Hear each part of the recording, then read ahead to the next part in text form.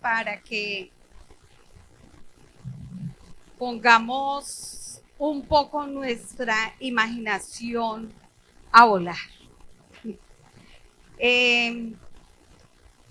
Imagínese que usted trabaja en una multinacional, en una empresa de esas grandes que está por todo el mundo. Hay muchas, no vamos a decir aquí nombres, pero hay muchas empresas gigantes que están en todas partes del mundo y en toda parte conocen esas marcas, ¿cierto que sí? Tenemos claro que hay marcas que son conocidas por todo el mundo, no vamos a decir cuáles, pero imagínese que usted trabaja aquí en Pereira en una de las oficinas de esas marcas mundiales y que usted trabaja bajo las órdenes de un jefe de área de esa marca. Y ese jefe cada tanto va y les dice, bueno, ¿cómo va? Les hace una revisión de su trabajo, pero un día llegan y le dicen a usted, este año no voy a ser yo el jefe de área que va a hacer el examen o le va a tomar la prueba de cómo va su trabajo, sino que va a venir el dueño de la empresa.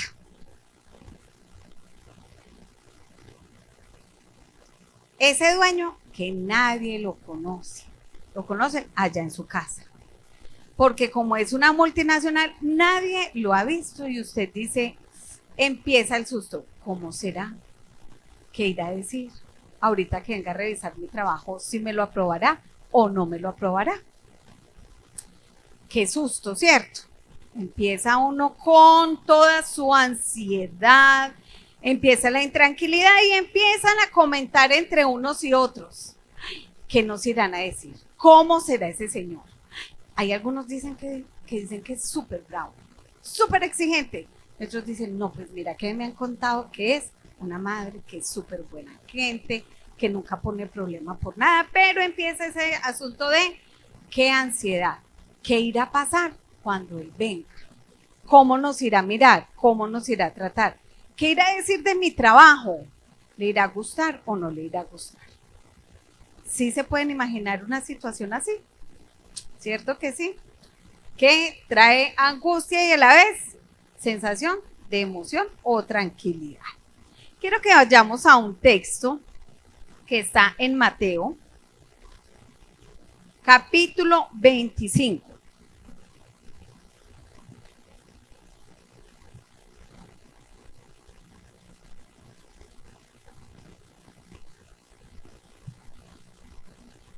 Mateo capítulo 25 y vamos a leer los versos 31 hasta el 46. Mateo 25, 31 al 46. Dice Mateo 25, 31. Cuando el Hijo del Hombre venga en su gloria, con todos sus ángeles se sentará en su trono glorioso. Todas las naciones se reunirán delante de él y él separará a unos de otros como separa el pastor las ovejas de las cabras. Pondrá las ovejas a su derecha y las cabras a su izquierda.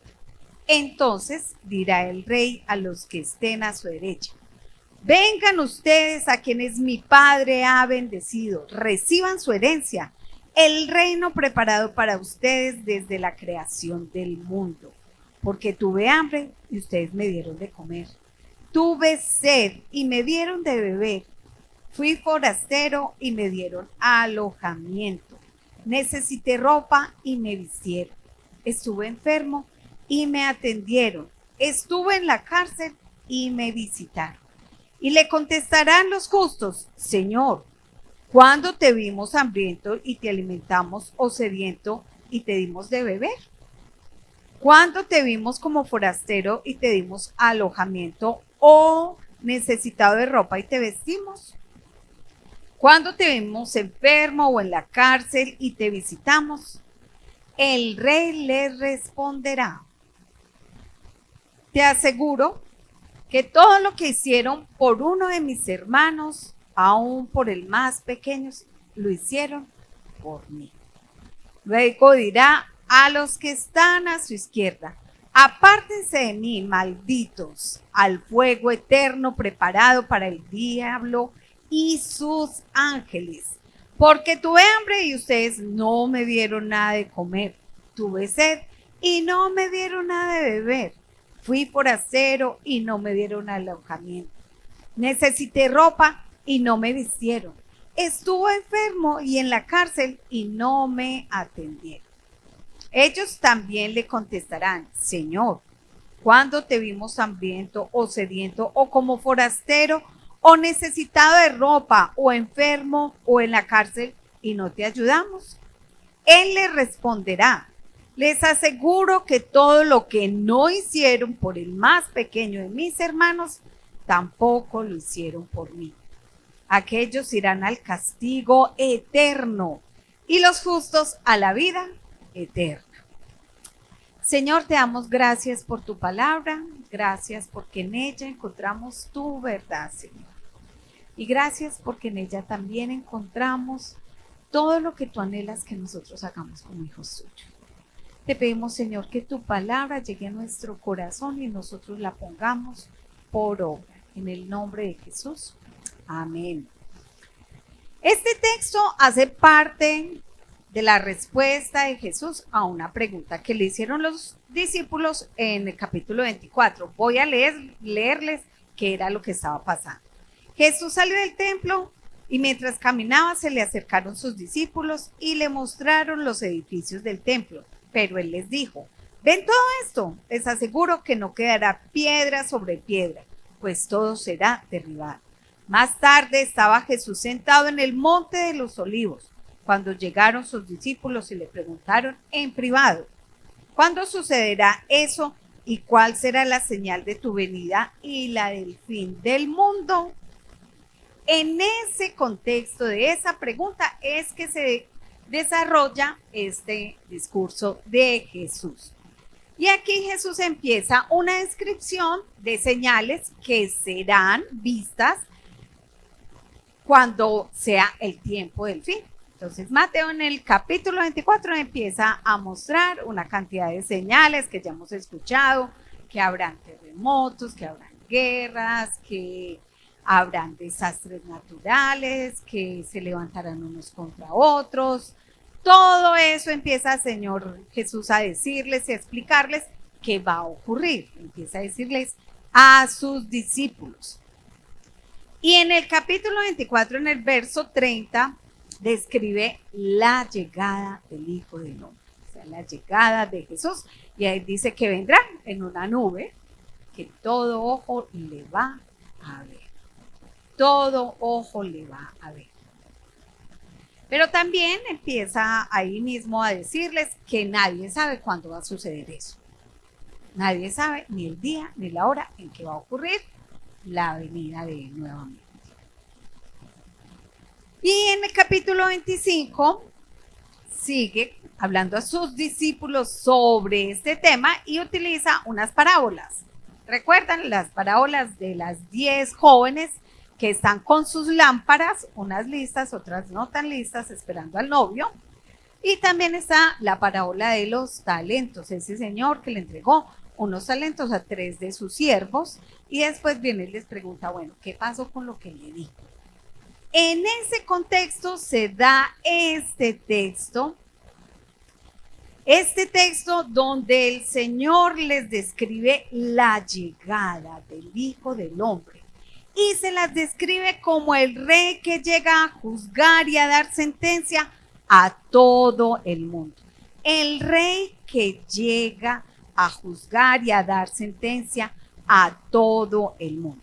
Entonces, ¿qué debemos esperar según este texto de la venida de Cristo? ¿Qué debemos esperar?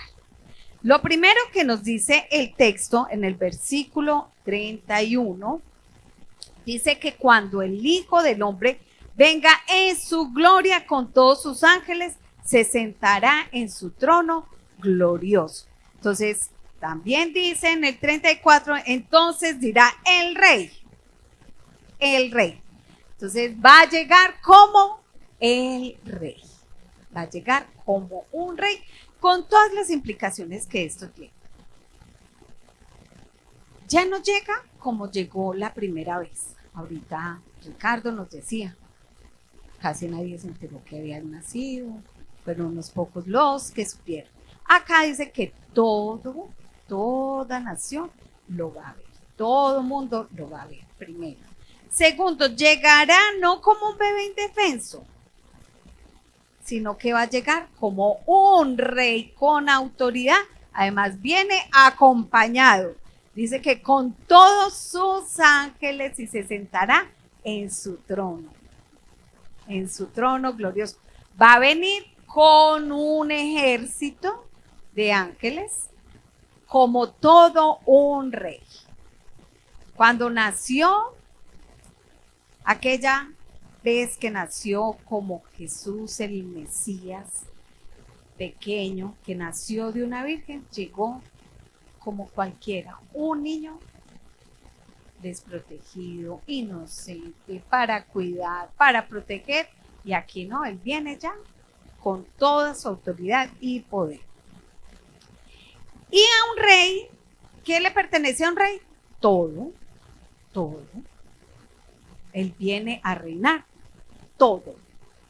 todo le pertenece a él.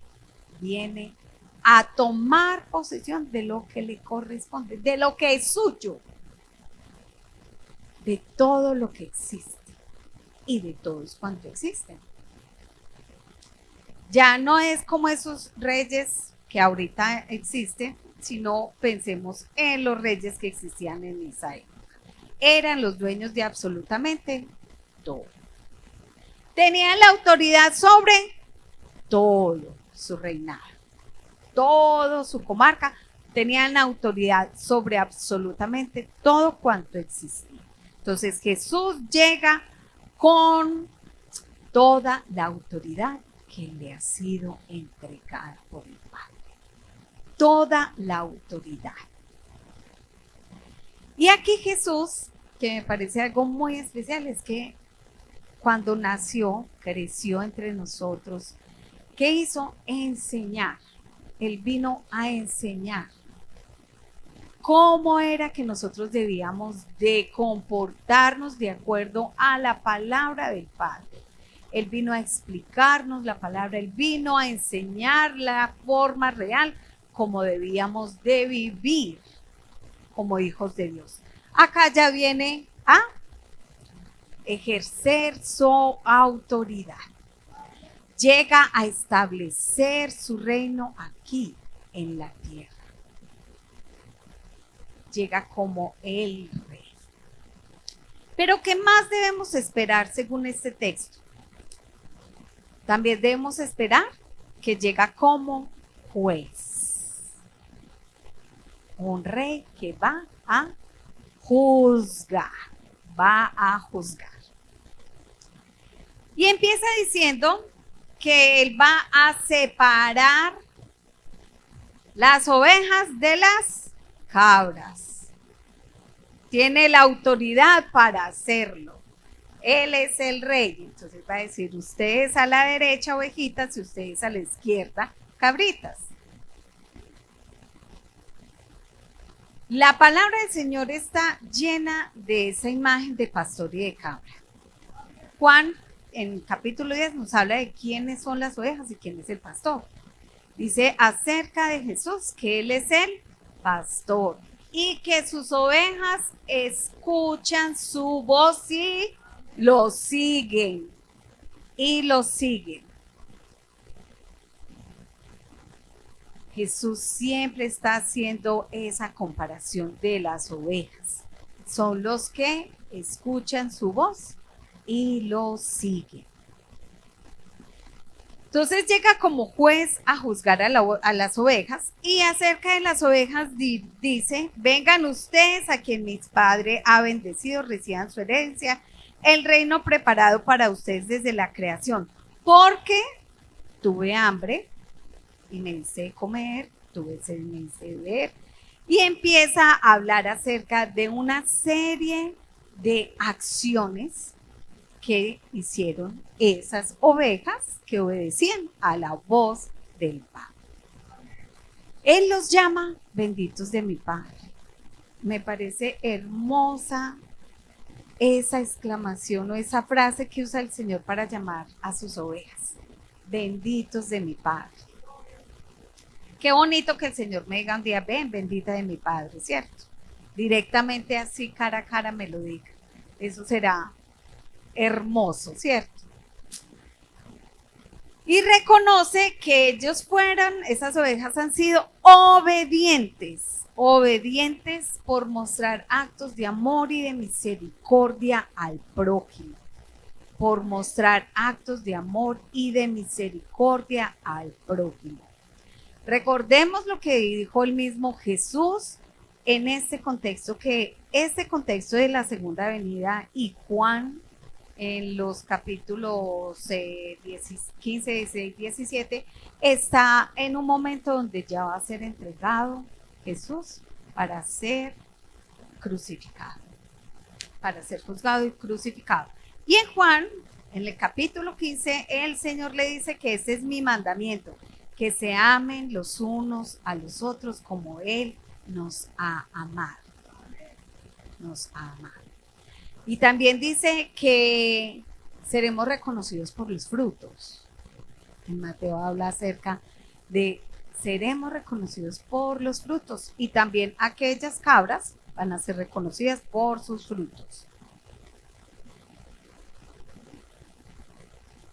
El Señor habla entonces acá acerca de esos actos de misericordia que muestran el amor de las ovejas a su Padre al obedecerlas, y a sus hermanos al corresponder a ese amor tan grande de Jesús, al tener misericordia de acuerdo a la necesidad del otro. Estas son unas muestras o unos simples ejemplos de la muestra de amor y misericordia al otro que Jesús está diciendo. Entonces solamente nosotros tenemos que visitar al enfermo, de la cárcel, o dar de comer al hambriento, o dar de beber al sediento, o darle vestido al que no tiene. No, hay muchas formas en las que nosotros podamos mostrar amor y misericordia. Por ejemplo, nosotros podemos mostrar amor y misericordia cuando no juzgamos al otro. Cuando en vez de ir a hablar mal de alguien porque hizo algo que no me gustaba, oro por él para que el Señor le ayude en su dificultad. Eso también es amor. Eso también es amor por el otro. Y en los versículos 41 al 46 está la contraparte. Le dice a las cabras, le dice algo terrible. Luego dirá a los que estén a su izquierda, apártense de mí, malditos, al fuego eterno preparado para el diablo y sus ángeles. ¿Por qué? Porque no tuviste ni amor ni misericordia por uno de mis hermanos, ni por mí. ¿Y saben qué es lo más tremendo? Que muchas veces tenemos la concha de decir, ¿cómo así? ¿Y eso cuándo pasó? ¿Acaso yo? Qué susto, qué palabras tan fuertes, ¿cierto? A las ovejas les dice, vengan ustedes, benditos de mi Padre. Y a los otros les dice, apartados de mí, malditos. Qué palabras tan fuertes. Pero no olvidemos que Él es el rey. Viene como rey. Y está juzgando a las ovejas y a las cabras. Entonces aquí surge una pregunta, ¿cómo así? Y es que la salvación es por obras. ¿Qué decimos? No. Pablo fue muy claro y Jesús también fue muy claro. Pablo dice en Efesios que no es por obras para que nadie se gloríe, porque no depende de nosotros. Y Jesús dice que solo hay un camino al Padre, y es Él. Y que son hechos hijos de Dios aquellos que lo reconocen como el Dios de su vida. ¿Sí? Entonces, no es que las obras sean lo que van a dar la salvación. No, mucho cuidado. Lo que pasa es que las obras como dice Santiago, expresan la fe, expresan la fe. Mis obras expresan la fe verdadera que yo tengo. Porque sin obras la fe es que muerta, no está haciendo absolutamente nada. Ay, pero es que yo voy a la iglesia y levanto los brazos y canto tan lindo, pero que no me hablen de fulano, ay, otra vez esté en estas, que pereza tal persona, a toda hora pidiendo, a toda hora llorando, no, ¿qué tal? Yo no, como veíamos ayer en un video los que estuvimos en la vigilia, que decían, no, yo cómo voy a ir a pescar a esa gente, qué pereza, huelen maluco, no me gustan. La fe sin obras es fe, muerta, muerta. La fe sin obras es fe muerta. Juan 13:36 dice,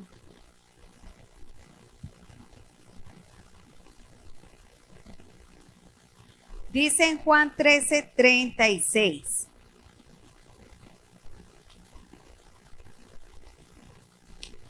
que nosotros debemos de amarnos los unos a los otros, porque ese es el principio que el Señor nos ha dejado, amarnos los unos a los otros.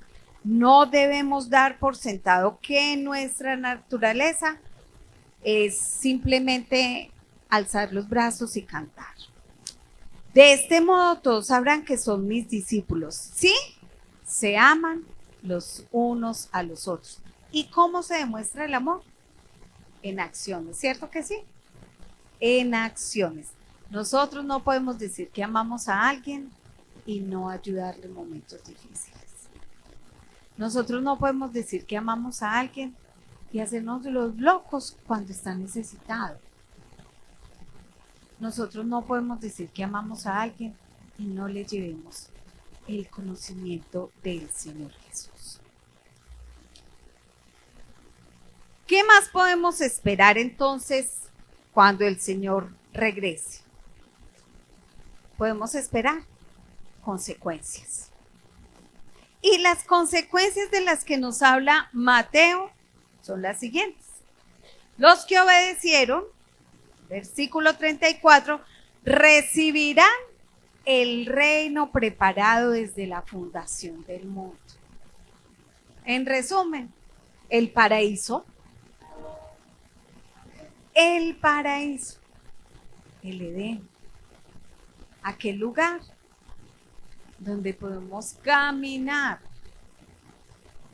libre y tranquilamente con Él a un lado.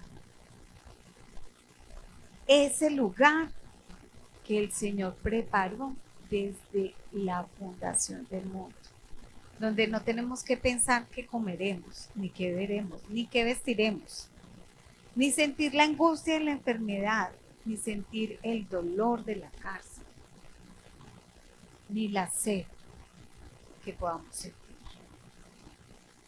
El paraíso. Pero también en el versículo 46 dice que los justos van ¿a dónde? A la vida eterna. Vida eterna. Qué hermosas consecuencias, ¿cierto? Las mejores.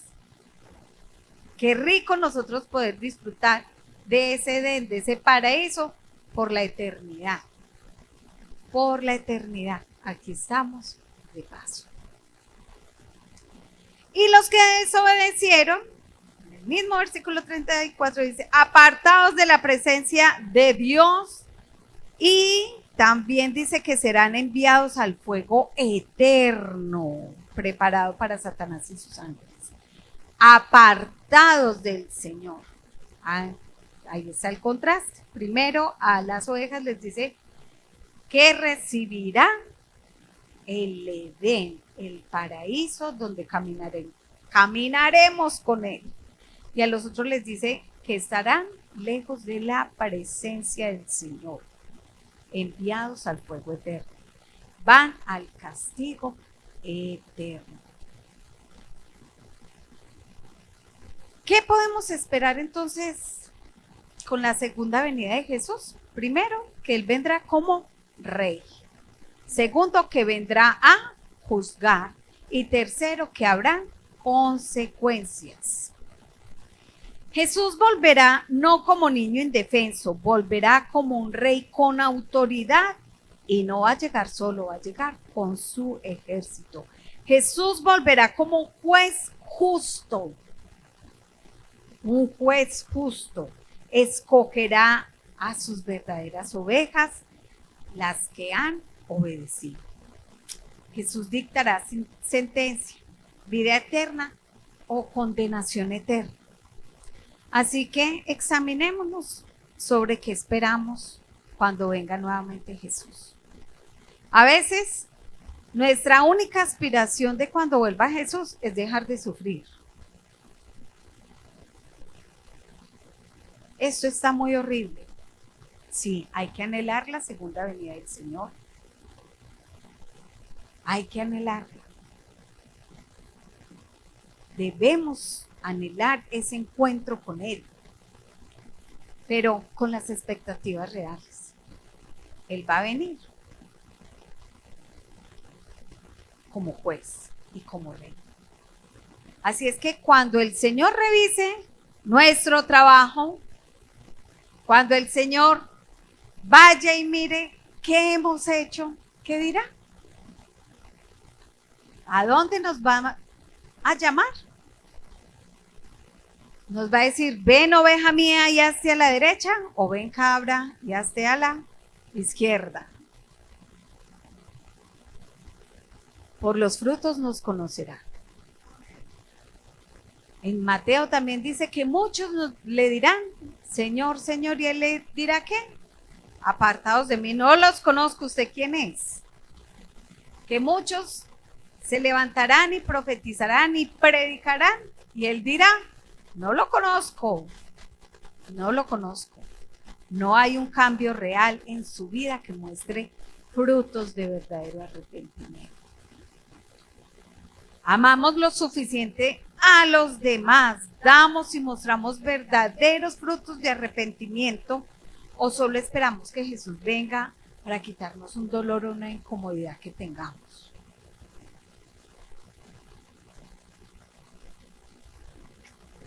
¿Serás llamado oveja o cabra?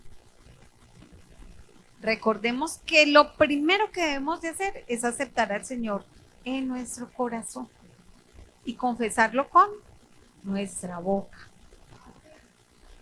Ya lo hicimos. Hay alguien que aún no sabe si ha recibido o no al Señor en su corazón como el Dios de su vida. Si no lo ha hecho, puede acercarse al finalizar y nosotros con mucho gusto, Ricardo, Rubielita que anda por ahí, Martica, Andrea, Carlos, Gloria, muchos de acá podemos ayudar para que recibas al Señor como el Señor de tu vida. Pero lo otro es que debemos mostrar frutos de verdadero arrepentimiento que se reflejan en actos de amor al prójimo. Que nosotros sepamos realmente qué esperar cuando el Señor vuelva. Y que nosotros estemos examinando nuestro actuar diario para que cuando Él venga nos diga, ven, bendito de mi Padre, hacia mi derecha. Recibe el paraíso y anda conmigo la vida eterna.